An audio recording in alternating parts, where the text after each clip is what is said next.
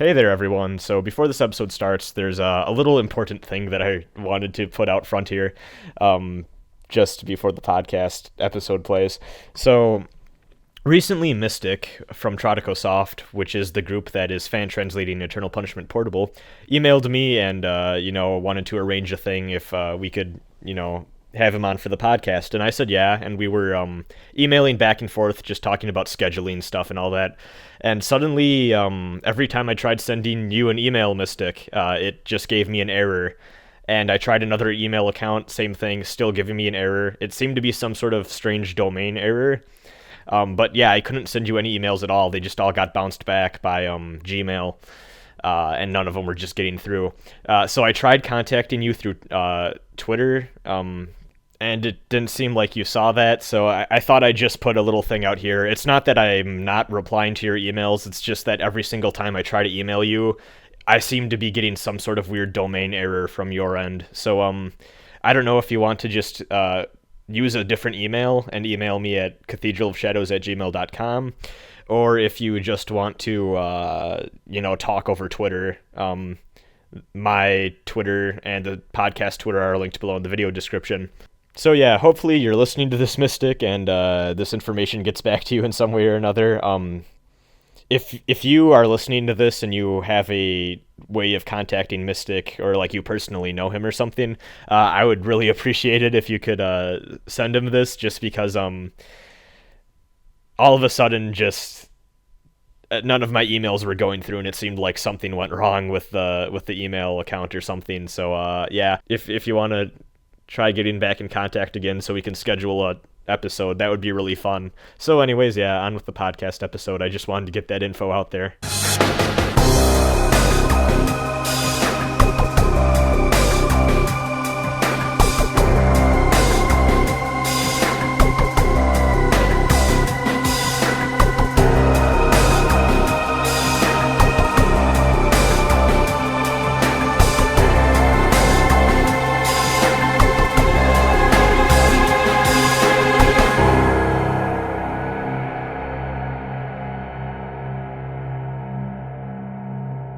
Hello everyone, welcome to the Cathedral of Shadows, a Megami Tensei Podcast. I'm Rasen.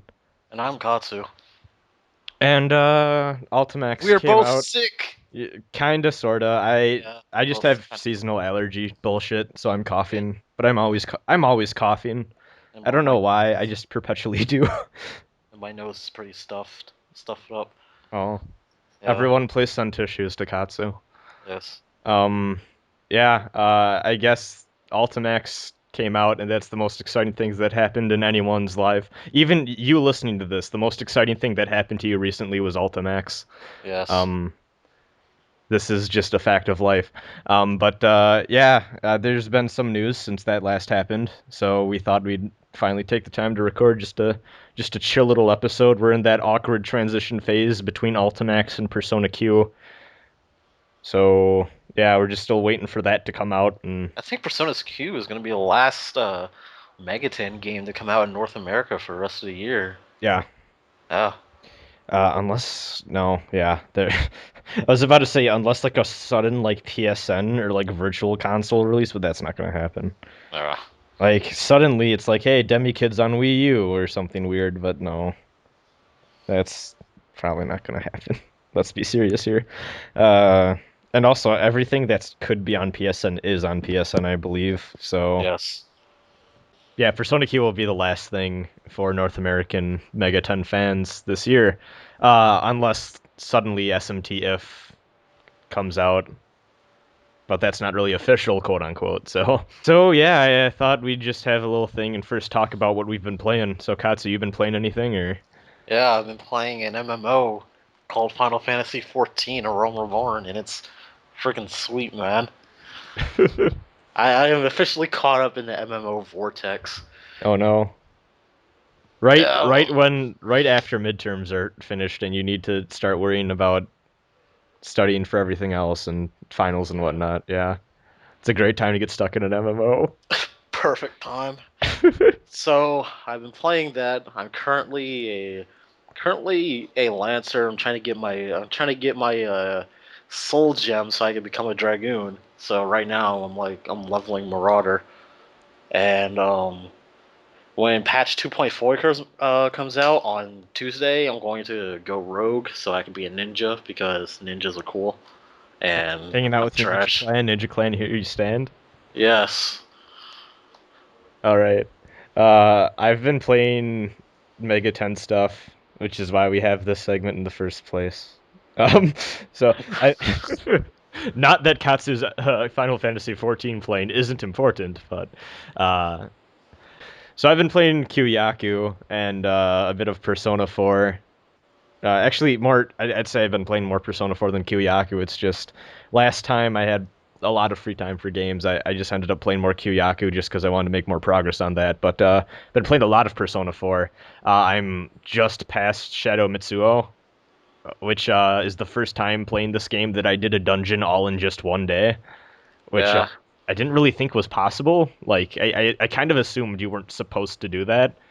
Uh, which was funny too because I ended up going through the dungeon and I really just wanted to make some progress and kind of how in Persona 4 they have the thing where you get material drops from the shadows of the new dungeons and then you trade those in to get the new equipment in stores, so that's kind of how it balances out.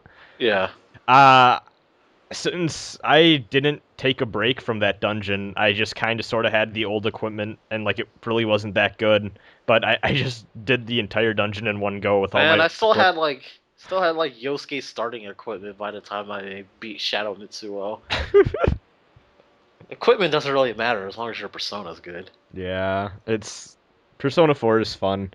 Um, oh my God, I had uh, I was a bit under leveled for Shadow Teddy, but Uh like I was 2 levels under what I probably should have been, and it got to a point where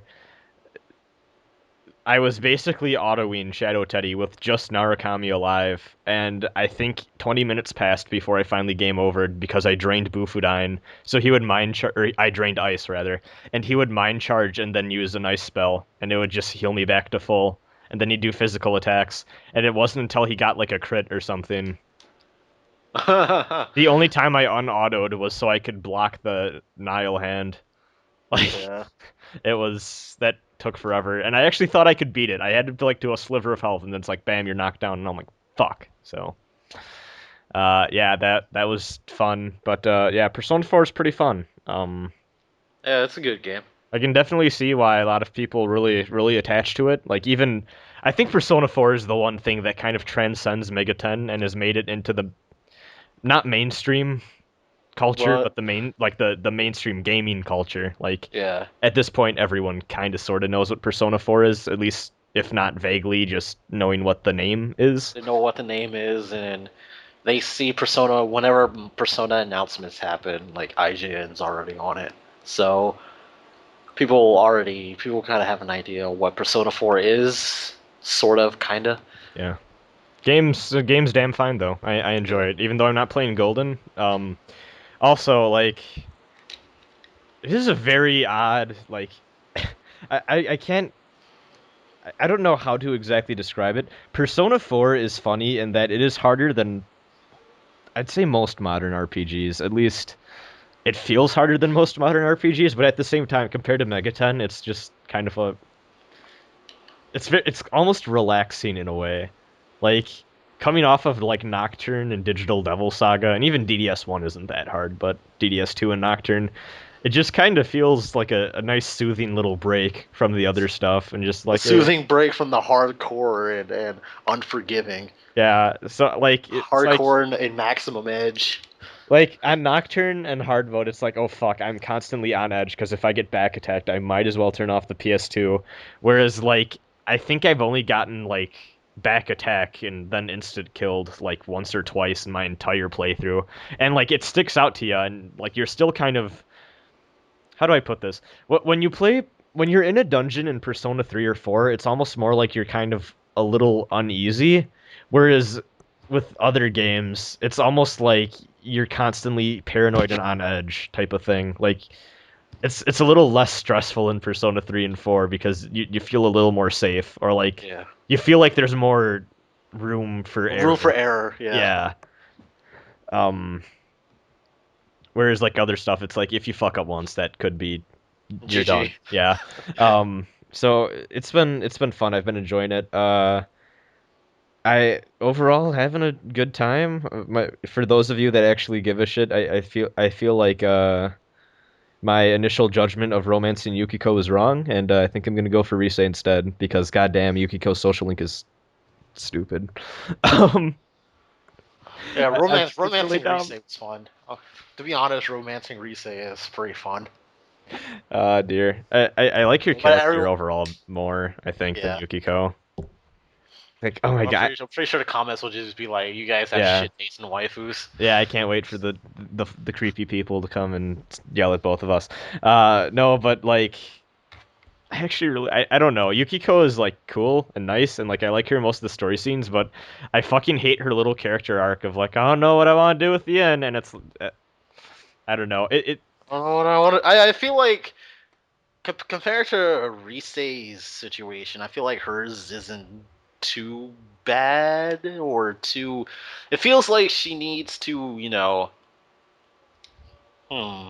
grow I'm up a trying to bit. find a yeah, grow up a bit. Okay, because that's how I feel, and like Yeah, I don't want to like diss the game on this or like heavily. I just said diss. What the fuck is this? The 90s. Um. I don't Anyway. want to diss the game, man. Then I said, "Psych, that's the wrong number for Persona 4." No. Oh goddamn. No. And then I got out my Bop It and started playing that. No. Fucking. What was I gonna say now? Um. Something about the game and Yeah, how. okay. Okay, So yeah. the thing with Yukiko, and actually I had this problem with Yosuke. I had a hard time feeling bad for them because their social links just kind of felt like dumb teenager problems. And I don't want to criticize the game for that because to be fair, 'Cause, yeah, that's what it's supposed to be. that's kind of what it's supposed to be, and also those like that's what the characters are. They're teenagers. Yeah, They're gonna have dumb teenager problems, but just like maybe it's because I'm just getting a little bit older now and I'm yeah. kind of I'm an adult now. When I see those problems, I'm like, eh. well, maybe I feel like it might just be too because like we just kind of well, I don't know about you. I can't really speak for you, but we just kind of got over our dumb Yeah, teenage problems a couple of years back type of thing. So like maybe it's just a weird yeah. time to deal with media like that. But I don't know. with like Kanji, Naoto, and Rise especially, it's kind of something that can still haunt you even as an adult. Oh, I I think mean, their problems are a lot more profound and like yeah, their problems can affect you way into adulthood. yeah. Oh man. Yeah, and Chie too, to an extent. Next time, Chi. Yes, Chi. I feel like Chie's is kind of something that I think more high school girls will be able to identify with than anything else. But like that's a serious. I feel like that's a bit more serious than Yosuke's. Oh, I'm really fucking bored, and also the girl I liked died. Well, even then, the whole thing with the girl I like died. A lot of the scenes it didn't come off to me as like, oh, the girl I like died. It came off as, oh, I'm really lonely, and please respond like Please was alleviate my loneliness. yeah. Yosuke is a. I like Yosuke as a character. I also like Yukiko as a character, but like, Yeah, damn, I like their social links just kind of were mad to me. Um, I felt like they were well written. It's just that I couldn't really relate to them. relate or care. No, but Yukiko's thing with the inn is just kind of it's like, oh, I don't know what I want to do when I grow up type of thing, and it's like, oh, When okay, with Rise, she's like, who I'm am tired. I? Who am I? Yeah. Also, Teddy is fucking awesome. I don't care what anyone says. Is the best character. No, but I only have a problem with Teddy's Japanese voice. Everything else is fine. come on. Yeah. After the Persona stream, I just got so. Every time I hear Japanese Teddy on Persona 4 Arena Ultimax, I have to mute my TV. It's gone to that point. Oh man. Yeah, like overall though, I'm really I'm loving Persona 4. It's really good. I think I like 3 a little bit more, and I'm not gonna lie, part of that might just be because 3 was my first Megaten, but uh, it's really weird. And I was kind of talking with some of my friends about this. I feel like Persona 3 is a 10 out of 10 game that has a few points where it dips into like a 7 out of 10 territory, whereas Persona 4 is just a solid 9 all the way through. Yeah. Like, because Persona 3 has a few like weird issues where like some of the social and character. Okay, I will say this: as much as I like poked fun at Yosuke and Yukiko's social links, oh goddamn, I would rather go through those again than I would someone like fucking like Kenji. Kenji or like I really don't like that. I feel like they fixed the terrible social issues with the FemC route in Yeah, P3P. Because instead of dumbass Kenji, you get Junpei, and oh, man. Junpei's social link is really good. It's so well written. To be honest, I don't really fucking like the dying child book author, dude. I fucking hated that. And also, is his name Bebe or BB? What? BB. BB. I did not give a fuck. Like, some of three's social links are just really dumb. And I feel like four is just overall more consistent of a game quality wise. But like, goddamn, the good parts of three are really good. Quality. You can see like the quality improvement between 3 and 4. Especially with I'm not gonna lie, combat in four is so much fucking better than three. Yeah. The only reason I love three is just because the moments that really stand out in that game, I feel like really stood out to me, and like those moments were so special to me. Like even just like some of the story scenes or like some of the character moments, the ending. Yeah. Some of the fights I actually really liked in that game with the major shadow bosses, like those moments to me stick out, and I think are kind of what pushed three in my favor a little bit more than four. Whereas four is just consistently fun and good, whereas three it's like this is amazing at some points, but it also is kind of flawed. And I feel like I'm just a little bit more forgiving with it. But yeah, four is fun. But I guess there are hardcore people that are probably complaining and typing out their angry comments about why do you only talk about Persona 3 and 4 right now? So I guess I should talk about. Yeah, talk about a real Shin Megami Tensei. Yeah, I'm gonna. Did you know that Johnny Young Bosch actually recorded himself saying that at a anime con? Oh Jesus, really? Yeah, That's awesome. I need to find the voice clip. It's somewhere on the internet. Okay. I've been playing Kyoyaku though, like I said. So, more specifically, the remake of Megami Tensei 1. I'm in the second area right now, and I think I'm just I think I'm about to fight Medusa. I don't know if I'm a high enough level or if my demons are good enough, but That feel when no one wants to behold your demons. no one wants to behold your demons. Game is fun. It's different. I'll say It's different. it is. The game is one giant dungeon. There's no overworld. It's a dungeon with a few towns in it, which is interesting. And I'd say overall it's a fun time. It's definitely not for everyone. I think even less people are going to be able to get into Kyoyaku than they will SMT1 or SMT2 even. It's okay. How I like to talk about Kyoyaku is I don't know if anyone here has played the Super Nintendo remakes of Dragon Quest 1, 2, or 3. That's kind of what Kyoyaku feels like. They took an NES game, gave it Super Nintendo sprites, and kind of sort of improved the gameplay just a little. So if that's your sort of thing, I think Kyoyaku would be a lot of fun and worth looking into. But damn, that game has some just weird stuff. Like it kind of has really old school. You're not going to be able to figure this shit out unless you get the like player's guide type of puzzles in it. Like there's this one thing in the first dungeon where to get into the second dungeon, you need to go like find this goblin guy and just do some weird stuff with him, and it's just kind of obtuse in some areas, but I really like it so far. It's actually I wouldn't really say it's hard. It's just kind of tedious. Uh, you constantly don't have enough money or magnetite. It's kind of magnetite is less of a problem than the money, but like sometimes you need to grind a bit just for the resources. So, but overall, I'd say I'm enjoying it. And also, just I guess as a quick aside, I kind of looked into the some of that early Megaten history just because I've been playing through the first game, and I wanted to learn a bit more about the books even too. So what I decided to do was just like look up some stuff, and I found one thing or a few things that are really funny. So the first thing is that Aya Nishitani, the guy who wrote the 3 Digital Devil Story novels that ended up being made into the game Megami Tensei 1, Turns out he went to high school with Yasuda. Really? He and Yasuda went to the same school? Yep, Yasuda, like a year or two back, tweeted out a thing like, hey, fun fact, like, Nishitani was my upperclassman in high school, and we talked He a was few his times. senpai? Yes. I think that is fucking Nishitani is hilarious. senpai. Oh my god. And I also, wish Yasuda has a Twitter. I didn't know that. Yeah, I know. You I follow? follow him. I know. I saw it. It's like you're the only person that I know that followed him. Like when it says on the bottom, it's like followed by Katsu. I'm like, oh, Katsu, you never told me. But yeah, Yasuda Yeah, has a Twitter. He tweets regularly.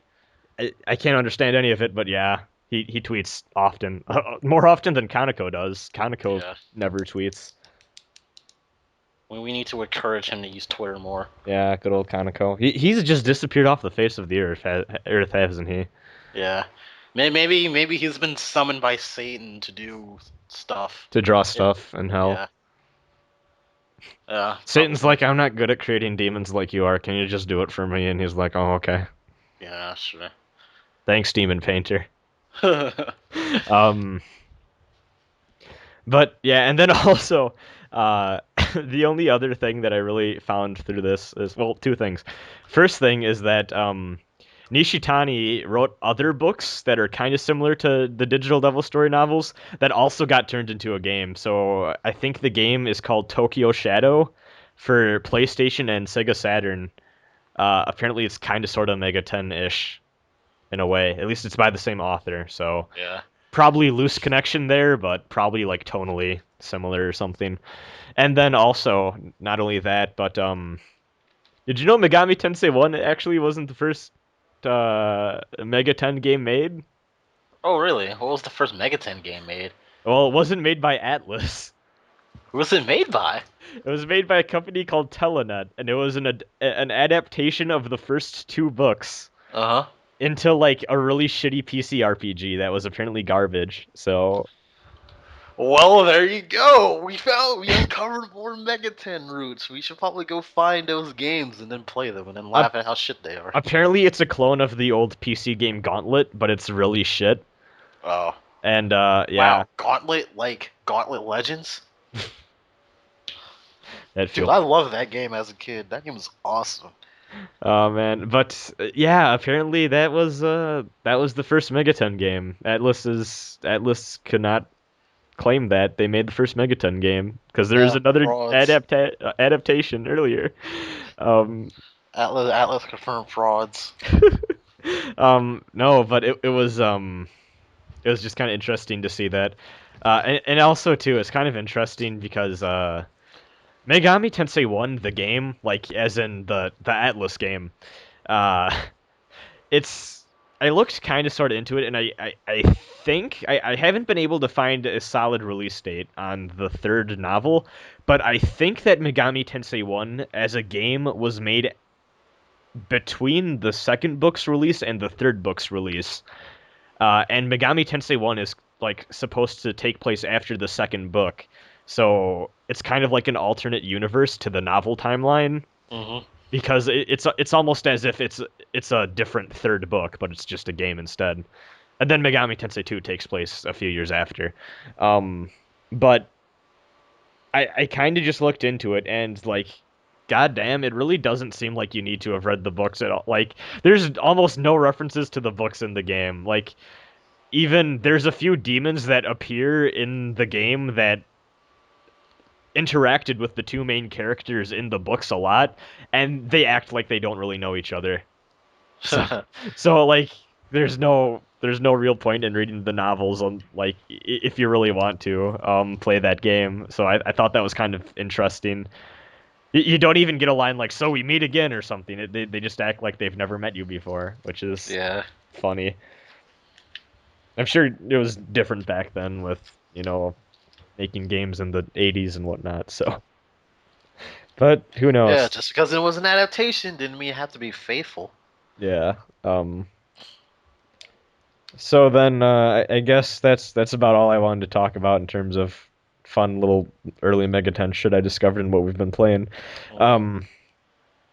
So I guess the first real news we have is Gideon Z recently tweeted out that he's just been a little overwhelmed with projects and just work recently in general. So he said the SMT if translation patch probably not going to be up like by the end of the month anymore. It's going to take a little bit longer, which I mean, we've waited this long. What's an extra month or two, So Yeah. kind of sucks, but hey, Hey, delays! They as happen. as long as it comes out in English eventually, it'll be fine. I'm not upset. Uh, I still need to play through other Megated stuff before I start an if playthrough, so it works out for me. But um, yeah, just we'll update you guys on any Shin Megami Tensei if news that comes out. Man, I can't wait for that game to finally be in our hands and translated. Man, it feels so weird that that's actually Happening. I know, because it's just kind of been in this thing in the background that we've all just kind of talked about, and it's actually happening. So that's exciting. I guess moving on to bigger news. Hey Katsu, you know what's Yes. important in fighting games? What? DLC. Yeah. Hey Katsu, you know what apparently isn't important in Europe? DLC. DLC. So, according to this Spanish news site, Koinya.net, um, there's not going to be any DLC for Ultimax In in Europe. Europe. Um, So that means no Adachi, no Marie, no Margaret, no music packs, no colors, no no glasses. glasses. What else? No navigators. Yeah, Yeah. none of that shit's coming. um, yeah, that's not great. And you actually did some investigative journalism yourself. Yes, I did some investigative journalism. I tweeted to John Harden, I and was I I was was like, proud of you, by the way. yeah, I saw that on my phone. I'm like, good job, Katsu. You're I'm doing like, hey, God's do you work. know about this? Do you know what's going on? And he said that he doesn't, and that's all on Sega Europe. Yep. So this actually doesn't look like this one's on Atlus. It's on Sega Yeah, of Europe, which that kind of sucks. I feel really bad for Europe. if this is true, I don't think we even have confirmation yet. It's just Nope. rumored. It's just this site claiming it. Yeah, So we have no man, that's idea. this is gonna suck if that's true. Yeah, if it's true, that's gonna be awful. I mean, they're gonna be short all that stuff, and when they go online, they're gonna see people playing Adachi, Maria, Margaret, and they're just gonna feel really sad that they can't get the characters. That'll be great for the tournament scene. Yeah, that'll be perfect for the tournament scene. All two of those Persona players in Europe. But yeah, that really sucks. That really Yes. sucks. Hopefully Sega of Europe isn't actually doing that. Yeah, that'd be really dumb. Or maybe they're just putting everything on the disc. and That'd be like oh, that'd be super awesome. yeah, that'd be great. What if they're like there's no DLC because we were just putting everything on the disc. Everyone that buys Ultimax gets a free car. No. Um, that hopefully something like that is the case, but I'd rather that be the case than have yeah, like get no DLC at all. yeah, exactly. Um, oh man, that not great news for European fans of European Again. like that. Yeah. Hey, actually, does Speaking of Europe? wait. Yeah, speaking of Europe. Say what you Um were gonna say, because I think we're about to both segue into the same thing. Oh no. You say it first because I I was might just gonna just say SMT4 probably is yeah, gonna be out in a few SLT4 days. is gonna be SLT4 is coming out in like the 30th, so like 5 days from us recording this. Yeah. I I didn't even write that down on the agenda. I just forgot. Yeah. Um, Rip and yeah. pepper. You're getting one good thing, and then a potentially awful thing is gonna happen next month. Yeah. This is a very awkward phase for No, Europe. what they'll do is they'll say, "Oh, you don't get any DLC, but we had to cut the DLC to bring over SMT4." Oh my That's not how that works because Sega of Europe is not even involved with bringing over SMT4. But that would be It'd fucking. be hilarious if Persona Q didn't get any DLC in Europe. That'd be perfectly fine, since the DLC for Persona Q kind of sucks. It's not great except for I heard the bonus boss stuff is kind of fun, but like DLC personas are. No, Um, I'm not buying any DLC Personas. I don't think I am either. They just look kind of. Dumb. Um, I'll get the free ones. I don't Yeah, know. I don't know if the two that were free in Japan will be free here. I hope they are. they're I'll, probably already they're I'll probably get going to be. those. Um, but then, yeah, hopefully that Spanish site is full of shit and Yeah, Ultimax DLC actually comes over, or like in some maybe. form or another. I do hope that that was just some clickbait, try to get some people to click on the site, Yeah, generate revenue. you. Standard websites with their standard clickbait tactics. Thanks, Koinya.net. Yeah. The last thing to talk about, more break record news. Yeah. Break record. We're actually getting news. So the first thing is apparently Shoji Meguro is going to be in charge of all of the new music in the extra scenario of the game. Yes, the man himself. And the pre-order bonus is going to be What is this like his first non-Persona project in a while? Like since Catherine? I think, yeah, I want to let's look that up. I think this is the first non. I want to say that's the case. I want to say that's the case too. Cuz yeah, he the last um holy shit.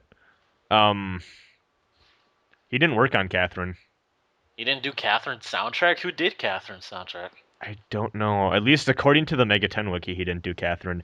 According to the Mega 10 wiki, the last non-Persona game he worked on was Strange Journey in 2009. So it's been a long time since he's done something. Yeah. Yeah. um I guess with that. Yeah, Shoji Meguro did do the Catherine soundtrack. I'm looking up on VGMDB. Oh, really? Uh, It's not listed. Oh, it's probably oh yeah, duh, because it's a Megaten. yeah. But they have Mach and X on here. What the fuck, Mega 10 wiki? Uh, let's see. Someone wasn't doing their wiki editing right. He did tracks 1 through 18, tracks 20 through 28, and track number 31 on the Catherine OST. Ah, okay. Yeah, I Yeah, guess. so it's been since 2011. Yeah, so that's pretty cool. I also think part of this, and like I hate to bring it up, but it's very obvious that as of Devil Survivor 2, like in general, it kind of feels like they wanted to go a slightly more Persona-y route, Yeah. but with the semi-social link mechanic, and also the fact that Daichi is kind of sort of Yosuke. Io is kind of sort of Chie, at least like in terms of character design, and that like Yeah. there's a lot of overlap there, kind of sorta. And I wouldn't be surprised if it was on purpose. They're probably Just a just little supposed to be bit. XPs. I mean, like, other Atlus projects have taken character designs from other Atlus projects, so it's not And it's too not far like they're out the of. same personality wise. It's just the Yeah. designs are Yeah, kind of sorta. designs. Even Daichi and Yosuke aren't too similar, but like damn, Io and Chie are pretty close. Yeah.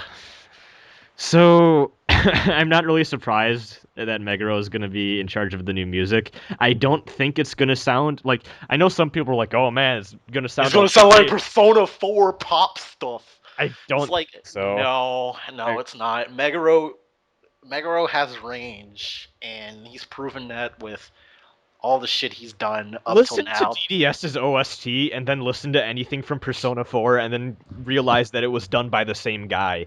It's mind-blowing. It's insane. Like, even Strange Journey to Persona 4. Like, everyone just needs to calm down. He's not gonna Persona. I seriously doubt he's gonna, like, Persona 4ify the entire thing. He's probably gonna make it sound similar to, like, Kenji Ito's tracks, and because he's the main composer of Devil Survivor 2, so they're probably going to sound similar to each other in instrument wise, but style wise they'll be different. See, because that's what I was gonna say. Keep in mind that they still have all the old tracks from the game still in there too, which means like it would be weird if the music just was completely different suddenly. I have a feeling they're going to go for a cohesive style, so it's not like jarring or anything. Um, and then with that, we just got a few more gameplay videos, which just a bit from the opening cutscene of the game and just the little new art style they have going on there. some very minor like story stuff and all that, and showing off the voice acting. And then the one thing that's kind of noteworthy is it seems like Triple Fusion is finally in, and I don't think we know for sure yet, but it seems like Triple Fusion may just be a thing you can do in the extra scenario and maybe not the main game itself, but I'd be down with that. I'd be down because I'm not gonna lie, sometimes in Devil Survivor you have extra demons lying around that you can't really fuse into anything good, so they just kind of sit there in your party and taking up space. Triple Fusion hopefully is kind of gonna alleviate that just a bit, so who knows. But yeah, I'm excited. I'm really excited. Break Record looks fucking great. That's all I can say. Man, I guess we went on long enough about that, so I think it's time we go into some emails. It's kind of a shorter episode, but Yeah. we just felt like recording something, and there's a bit of news, so it's all good. Hey, Lamau. Let's see. So, first email we have is from Amanda, and she says, "Hi, Rasen and Katsu. On the last podcast, you said that you'd run out of email questions, so I thought I should send some in. I was actually going to send the following ones in for the Kevin Frayne podcast, but I realized that my email was half a page long as it was, so they didn't make the cut. Question 1. If you were trapped in the world of the junkyard and had the opportunity to choose what tribe you would join, any tribe but the Embryon." Oh, I was about to say. This is an easy question, but which would you pick and why? Let's see. Well, the thing with the wolves is their leader kind of went crazy and started devouring his members. The thing with the Maribel, she didn't go she didn't devour her members, but she did kind of go crazy with the brutes. Their leader was kind of an ass, and with the one that Mick's in charge with, whose name The Solids. the Solids, yeah, stupid name, whatever. And with the Solids, Mick kind of just eats his members for fun. So, I guess I'll just go with the Maribel. I think you're ignoring the most important tribe of them all, the Vanguards. Man, screw the Vanguard. they got destroyed first. They have the unwanted ginger stepchild as their tribe leader. Who has like 4 lines of dialogue in the game that gets fucking wrecked by certain friends. Yes, he gets stressed. Riff and Pepperoni's Harley, never forget. I would say the wolves. I think really the two easiest options other than Embryon, which we can't pick. Yeah, it's either the Marvel or the wolves. Yeah. And I think I'd go with the wolves just because they seem to have more members, in which case that means that chances are I would have less of a chance of dying because more meat shields around me. Yes. So I'm gonna pick the wolves. Alright. Anyways, question 2. I think we can all agree that the demon summoning is awesome, but which would you prefer? Being a summoner who calls upon demons to fight for you, like in Raido, or becoming a demon/demon-like being, like Demi-Fiend or Surf? I'd rather just summon demons. Yeah, I don't want to deal with the bullshit that comes from losing your humanity. Yeah, I don't want to deal with that. Ain't no one got time for that. Like, even with Demi-Fiend, it's kind of like, am I really that good of a thing, or am I an abomination? And even with Surf, it's like, oh, I have to eat people on a regular basis, or else I'm going to go crazy. That's kind of sucks type of thing. I would rather just summon demons, because less risk. And then she finishes up with asking, "Are there any big plans for Podcast 50?" Oh man, are there? I don't know. I don't know either. Should we? I haven't really thought. I haven't really thought of anything. I haven't thought that far ahead. Yeah, we're frauds. I know. I will make a terrible parent. I'm not thinking ahead. We'll think of something. Yeah. We'll think of something. I hope. Anyways, thanks, Amanda. Next question is from Cielo Mist. Cielo Mist says, "Hail Rasen, Katsu, and possible guests. Apologies in advance if this question's already been asked, but what non-SMT games do you find top tier in the storytelling department? I personally look to Tales of the Abyss, the Ace Attorney series, and the Zero Escape games as some of the best. Feel free to share thoughts on my own picks too, especially since I know especially since I know Katsu has played through Abyss and little Rasen is at least on his way. Yes. Little Rasen, amazing. Um, and if you haven't played either Zero Escape games, 999 or Virtue's Last Reward, please do. Take the oppressive atmosphere of SMT, but replace the philosophy and religious themes with speculative science and morality experimentation. There are quantum mechanics and fresh corpses described in nauseating detail aplenty. You're welcome. Um, I've been planning to play 999 in VLR forever now. Yeah, same. I just never got around to it. In terms of games that are top tier in the storytelling department, I think the one that sticks out to me the most is Metal Gear Solid 3 specifically. Is fucking amazing, that game with its story. Let's see. Metal Gear as a whole can sometimes be either really really good or really really dumb with how it handles its story. None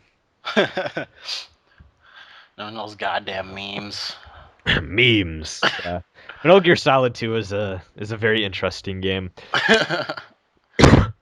And then I guess also top tier in the storytelling department that it's not necessarily it's almost this is weird because it's top tier in its storytelling department almost in a way because it doesn't tell you the story, you have to find it for yourself, is Dark Souls, because that game's story is almost entirely told to you via item description or by talking to out of the way NPCs and just kind of piecing stuff together and like speculating on what exactly is going on and trying to figure out who is lying to you and who is Yeah. actually being your friend.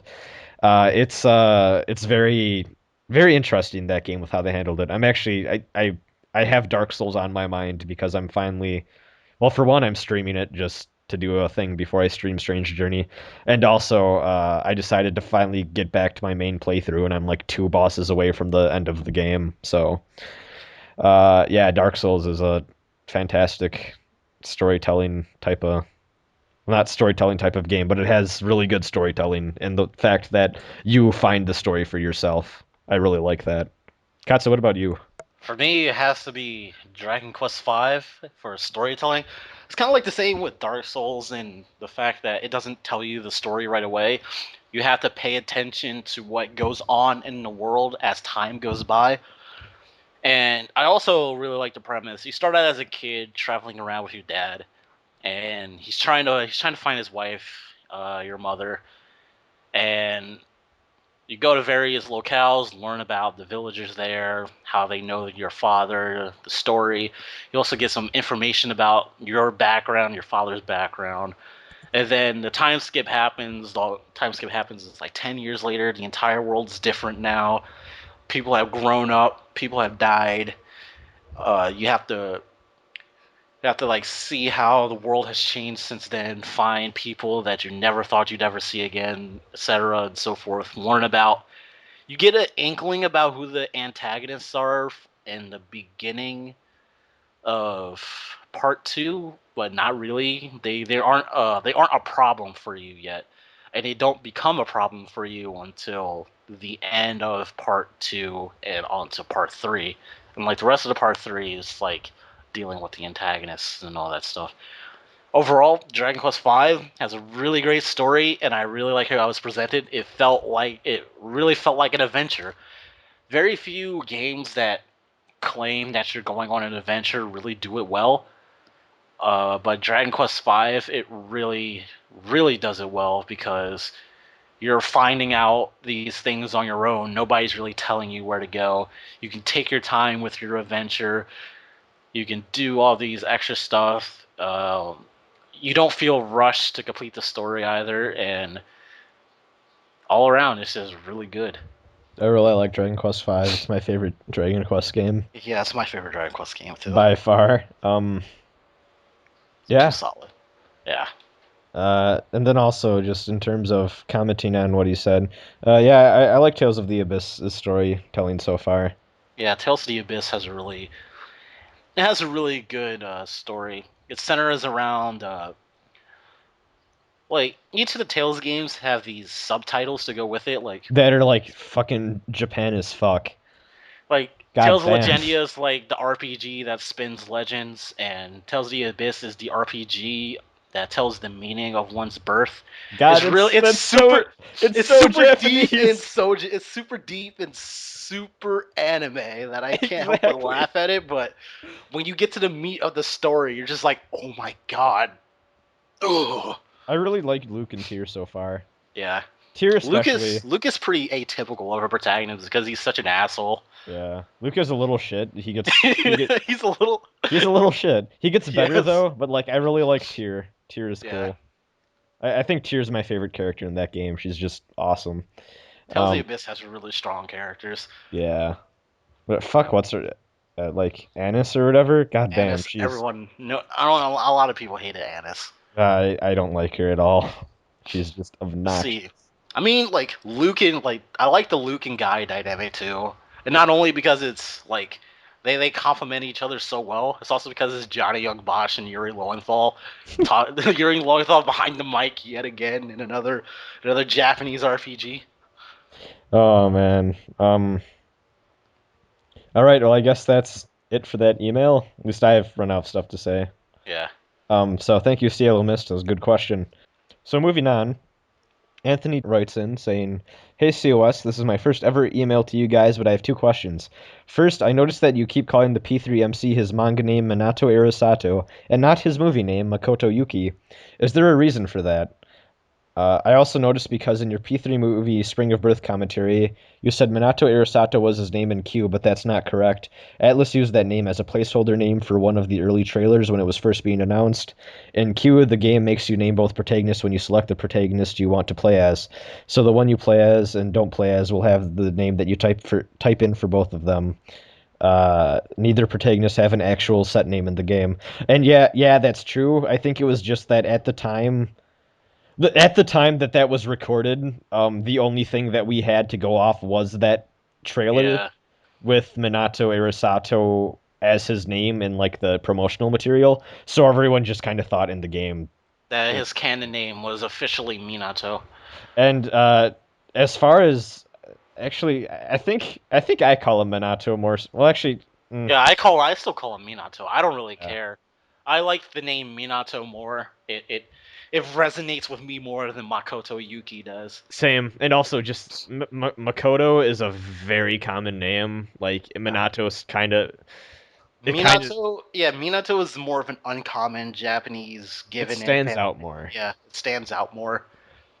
I kind of alternate when I'm typing. I kind of alternate Yeah, between saying P3MC and Minato. I think the only reason for that is just because like P3MC is kind of weird to say in conversation talking. yeah. But like Minato or whatever, just It's the same thing with Narukami. Like when the manga came out, everyone just knew him as Soji Seta, and that name was extremely common. So in the anime and then subsequent releases in the games, he was just called Yu Narukami, and like that name is more unique. It's definitely more unique. There's no, there's, I'll bet you top dollar you won't find any Narukamis in Japan. uh. To be completely honest, I was actually talking with one of my friends, and she's like, "Oh, I actually really like the name Soji Seta more than Yu Narukami," and I was like, "Really? Like, I don't know. I never really liked the name Soji, and I didn't really think that anyone else did. But she was like, "No, I think Soji's a better name than Narukami," and I was like, "What?" But I don't She know. needs to get some taste. What the hell? Damn. I'm joking. Oh, dude. But Yeah, it yeah. just feels more unique to the character. As well as Minato Arisato. It's a very unique name. I like my MCs having unique names. Well, that too, and also just because when you say Makoto in a Mega 10 context, it's like, are you talking about Makoto Sako from yeah, Devil Survivor, or are you or talking about the P3 main character? So yeah, I just like Minato more. And also, to be completely fucking honest, but when I got into Mega 10, it was Minato. There was yeah, none of this Makoto stuff going on, and just I think it's just because I'm more used to it. I still actually know some people that say Soji just because that's what they've grown used to. yeah, that it's still they're still in that mode, and like they haven't adopted the Narukami thing, and they may never. Um, but yeah, for me, it's just I prefer that name. to be honest. And yeah, Persona 3 main character really doesn't have like a quote unquote official name, and he probably won't, which is I wish they just decide on one already, to be Yeah. honest. Like, I don't know. Like in the stage play, he has a different name as well. It's like it's like Sakuya something. Oh my god. And up until that point, I didn't even know Sakuya could be a guy's name in Japan. I wonder what they're going for in the Persona Q manga that they recently showed off. Yeah. I wonder what his name in that's going to be. It's probably going to be something completely different. Um, And while Narukami is still going to be called Narukami. oh yeah, definitely. Fun fact though, there is a Persona Q themed like amusement park attraction at some Japanese amusement park where like you go through this like labyrinth with a bunch of like lights and holograms and stuff or something. It actually looks really cool. Uh, and they're having a little thing with that. And also, you and I, well, actually, you sent me this, and I just kind of looked into it. There's like this one chain in Japan that's been doing this Persona themed Yeah. cafe thing. So I read up on that, and apparently what they're doing is every time a new Persona game releases, they change the menu for a month to like just be Persona themed. So when Q came out over there, they had a Persona Q menu, and then Ultimax came out, so they were doing an Ultimax thing, and I think actually You have like a dachi cabbage stew. is that an actual thing? No, but I wish Oh. it was. I hope it is. Like, but actually, I think the Ultimax thing lasted longer than the Persona Q one did, because I think the Ultimax thing didn't end until last month, which was far after that game came out. So the Q one I think was just a month, but who knows what they'll do for Dancing All Night if they are. Um, They should just take it back to like the 50s and have people on roller skates. oh man. So yeah, a lot of Persona stuff going down in Japan. But then also, I guess getting back to the email. So Anthony then says, second, what did you think of the English P3 Hero trailer and having the P3MC Makoto be voiced by Yuri Lowenthal, who is also voicing Yosuke? The voice he's Well, doing for Yosuke is his more regular silly-ish voice, while the voice he's doing for Makoto is his more darker emo-ish Sasuke voice. How do you think it will work when we hear more dialogue from both, especially I at think times it'll they're be talking? the main problem with Yuri Lowenthal's voice is that it's very distinguishable. Like, as soon as you hear his voice, you're like, Hi, yeah, Yuri Lowenthal. it's like, yeah, that's Yuri Lowenthal. So it's going to be really awkward to hear them talk to each other. It's not as bad as like when Johnny Young Bosch is playing Narukami and Adachi, because he like puts them both at such different registers that they nearly sound different, except for when Adachi starts yelling, then it's just Johnny Young Bosch on helium. But that's another story. Um, When I go back and play Prince of Persia: The Sands of Time, I'm like, oh hey, it's Sasuke with like a slight accent. yeah, Oh man. he's in Hellsing Ultimate too. And he plays the French guy, and it's just like Sasuke with a French accent. Oh my god. So it's gonna be interesting and pretty entertaining just to hear Yuri Lowenthal talk to himself. Yeah, I think the voices are different enough that it's not really an issue. Yeah, I think it'll be fine. yeah. So yeah, that was the email. So thanks, Anthony, for sending something in for us to talk about. I guess we'll go two more. Okay. So this one's from Alicia, and she says, "Hello, thank you for answering my question last time. I hope these haven't been asked yet, despite listening to all the episodes. I can't remember what all the questions have been. Yeah, it's fine. Um, question one: If you could choose another SMT game, uh, series if they're connected, like DDS or the PS2 Devil Summoner games, to receive either a novelization slash spin-off novel slash etc. What games would you choose and why? Personally, I'd love to see SMT1 with more background on the Law and Chaos Heroes or something related to Nocturne. Um, let's see. An SMTF novel. Sure, that would be Yeah. that would be nice. I wouldn't mind actually a Strange Journey novel, and that sounds really fucking bizarre, but I think Strange Journey. Bizarre. Oh, that sounds really strange. Hey, Hey, hey, LaBelle. bad jokes. Um, so I feel like Strange Journey overall is like a world kind of. It isn't very expanded upon. Like, I guess part of that too is just because the Schwarzwald is pretty self-contained, but I don't know. Even if we got a little bit more Strange Journey, something or other, that would be cool. Actually, you know what? I'll say SMT4. I think too. There's a lot. There's a lot in that world that you can do. I Yeah. know that they have the two different manga series that are ongoing about Walter and Jonathan, but like I feel like you can make a really good novel based off of the backstory and the former group of people before Walter, Jonathan, and Flynn. Like Yeah. Akira and who are the other two? I can't. Akira, Skins, and Akira, Skins, and Kenji. yeah. I feel like you could do something really cool with just kind of showing what exactly they went through because the game leaves it kind of vague. That would be really cool.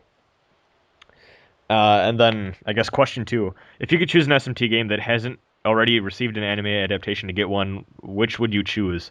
Devil Survivor 2 counts because that anime sucked. It could use a reboot. Personally, I'd like to see an anime of Persona 2, both Innocent Sin and Eternal Punishment. Also, I think Soul Hackers can make a good show. Let's see. I probably. I think I'm gonna have to agree with her and say Persona 2, definitely. Yeah. Persona 2. Persona 2, and I remember seeing this post on a site that shall not be named, and it was like Persona 2 the animation episode 1, and a lot of people got really upset because they really wanted a Persona 2 anime. We were like, man, we should totally get a Persona 2 anime, and they were like, it was just like a Persona 2 appreciation thread, and a lot of people were like, yeah, I really like Persona 2. Let's see. Also, I think Nocturne could make a really fucking good miniseries type of thing. Like only just 12 episodes or OVAs. something. Yeah, like an OVA. Yeah. Uh, like even just a 12 episode little thing would be cool for Nocturne. 'Cause that, to be honest, that game's kind of light on story. Yeah. The story is minimalistic but very good. I think you could fit 12 episodes worth of story in a good Nocturne thing. All right. And then she just says thank you, and then I enjoy the streams you do and have been trying to play along progress-wise in my own Nocturne game. I usually don't get to watch them live, so thank you for putting them up on YouTube anytime. Uh, so thank you for the email. I guess we'll go one more. So this one is from John, and he says, I'm fairly new to the SMT series. I started Persona 1 over a year ago, and am now almost done with everything Persona. I just need to finish up the P3P FEMC route, the Persona 1 Snow Queen quest, and maybe the Persona 2 Eternal Punishment Nanjo dungeon if I feel up to it. Anyway, as I play more SMT, I know that some games have nicknames. In Persona 1, I just made the nickname the same as my first because I started that one without thinking about checking that kind of thing. So now I'm wondering, what do you guys suggest I do with the nicknames? What do the nicknames do in the SMT games? I know that they show up in battle, but it is unclear if they show up in any dialogue. I'm trying to be careful with my searches because I want to avoid spoilers if at all possible. I've had to fast forward through your podcast several times. Thanks for the new spoiler rule, by the way. Hey, no Hey. problem. And yeah, we spoil everything. It's Yeah. all good. Um, but he says, for example, if I go into Nocturne and want to use Naoki Kashima or Shin Minagi for the first and last name, not sure which yet. Um, but I'm not sure what to use for the nickname. Something like Demi-Fiend would be nice just to show up in battle, though it would be shorter, probably like Dem-Fiend or something, just for character limitation. But if it shows up in dialogue, I don't want your school friends to be calling you Demi-Fiend. But at the same time, I'd like to know the distinction between the names. If I have the first and nicknames be the same, then I won't know what characters use the nicknames and which ones don't. Like in Persona 3, when Mitsuru makes a big deal out of using your first name, it would be ruined if both names were the same, right? So basically, I guess what to say about this, it just what do the nicknames do? When are they used? Type of thing. Generally, nicknames are used by the people that are your friends or the people that are closer to you, and like they'll call you like a little. They'll call you by your nickname just to show that they're a bit closer to you, or like they're more on that informal level. Whereas people that are the people that are like not as close to you will call you usually by your first name or last name or whatever.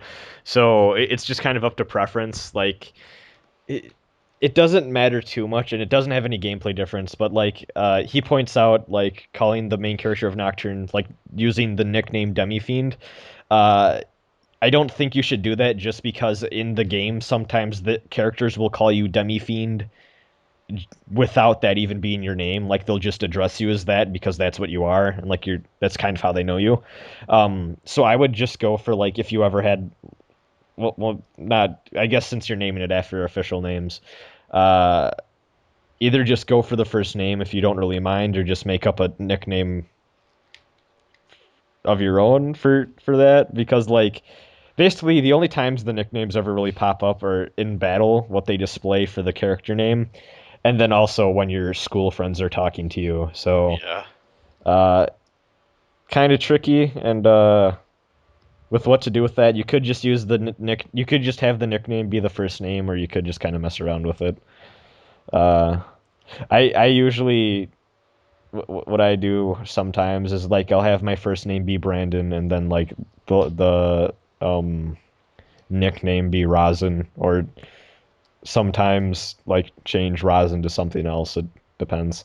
Um, but yeah, just I usually just use like a random name generator. so he has a side question, and he says, "What names have you guys used in the games? We've seen you use things like David Emotions Cage in your streams. But do you guys like to go with canon names? And if so, which ones do you pick when there are multiple names, such as Minato versus Makoto, Naoki versus Shin, for the Demi Fiend? And what do you guys do with the nicknames?" So I actually just almost always name RPG protagonists after myself, unless like it's kind of weird to like if they're like younger or like male, I generally name them like after me, or like if they're older, or just if it's a person that if it's a character you can't really relate to, or that I can't really relate to rather, I generally will just make up a name or something. I I don't usually, usually I usually just name my characters Katsu, but if the character has like a first and last name I need to fill out, I usually just use whatever name that's of their nationality. Which in case of like Persona 3 and 4, I just give them Japanese names. actually for SMTF I think I'm gonna just go for the canon Yeah, thing of going Tamaki Uchida. yeah, going female than Tamaki Ochida just because she shows up in other games, so it's like Yeah. you might as well. Because I will be playing those other games, so it'll be cool to see her again. Just and It's having like, her, hey, I yeah, played your game. just having her be the same would just it makes the most sense timeline wise for me because I'm weird and I care about that sort of thing. So yeah, I don't really go for canon names generally. I like I actually had a conversation with people, and I asked about people about this on Twitter. I almost always name RPG characters after like myself and friends or family. And a lot of people don't really seem to do that. At least less people do than I thought. I don't know. It always just made the experience more personal to me. But and then I guess to close it out, he says, "I'm sorry if this has been asked before. I just started listening a month or so ago. While I did go through some of your older ones. I skipped ones that are kind of irrelevant to today. Uh, so he says, "Good up the great work, guys, and good luck with school. Thanks." Mhm. Um, so yeah, I guess that's it. All right. Yep. Bye everyone. Thanks, John, for the email. I forgot to say that. Yep. Bye everyone. Bye. Like the tiny stars, like that pop whenever it's dark. You keep on blinking at me. You never turn away from me. In this vast gloomy night sky, like the fire up in the night. The journey that we travel for a prize. No matter where we go, we will not stop the shining forever.